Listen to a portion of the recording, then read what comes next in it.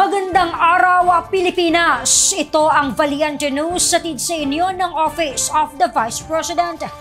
Edukasyon at pagpapalakas sa bilateral relations. Ilan lamang ito sa mga nais tutukan ni Vice President Inday Sara Duterte, katuwang ang iba pang leaders sa iba't ibang bansa.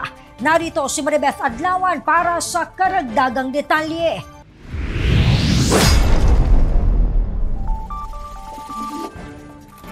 Pinapahalagahan ni Vice President Inday Sara Duterte ang pakikipag-ugnayan at patuloy na pagpapaunlad sa relasyon ng Pilipinas sa iba't ibang bansa.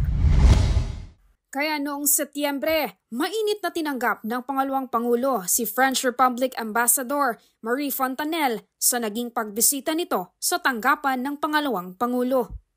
Tinalakay ng dalawa ang pagpapaunlad sa bilateral relation ng Pilipinas at France. Bumisita din ngayong taon sa pangalawang Pangulo ang kinatawan ng Republika ng Italia na si His Excellency Marco Clemente. Ikinatuwa naman ni Vice President Inday Sara ang ibinigay na libro ng kinatawan ng Italia bilang paggunita sa ika-75 na taon ng Philippine-Italy bilateral relations. Ipinagpapasalamat naman ng pangalawang Pangulo ang patuloy na suporta na binibigay ng France sa maraming Pilipino. Bumisita rin noong 2024 kay Vice President Inday Sara ang bagong ambassador at head of delegation ng European Union sa ating bansa, His Excellency Mario Massimo Santoro.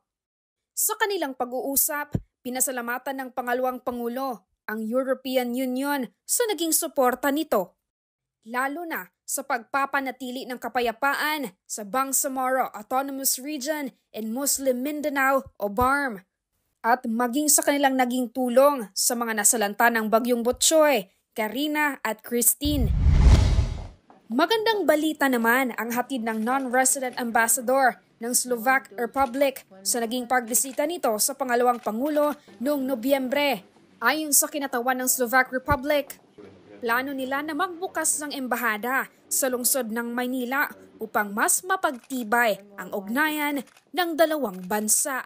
Ako po si Maribeth Adlawan. Ito ang Valiente News Year-End Report. Lahat para sa Diyos, bayan at pamilyang Pilipino. Valiente News.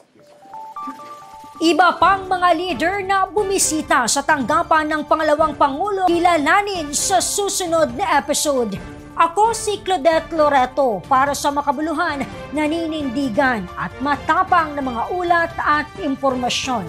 Maraming salamat.